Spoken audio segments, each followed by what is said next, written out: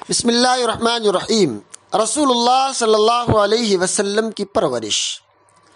رسول اللہ صلی اللہ علیہ وسلم اپنی پیدائش کے بعد 9 دن تک اپنی والدہ محترمہ کے پاس رہے۔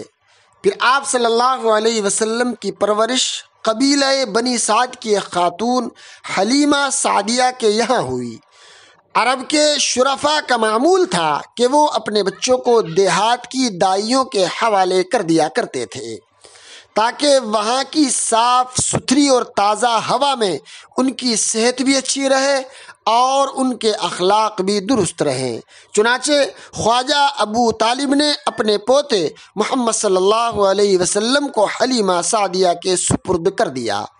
آپ صلی اللہ علیہ وسلم نے حلیمہ سعدیہ کے یہاں تقریباً 5 سال کا زمانہ گزارا۔ اس کے بعد آپ صلی اللہ علیہ وسلم کو حضرت آمنہ کے پاس لوٹا دیا، مگر آپ صلی اللہ علیہ وسلم اپنی والدہ کے ساتھ زیادہ عرصے تک نہ رہ سکے۔ 6 سال کی عمر کو پہنچے ہی تھے کہ آپ صلی اللہ علیہ وسلم کی والدہ کا بھی انتقال ہو گیا۔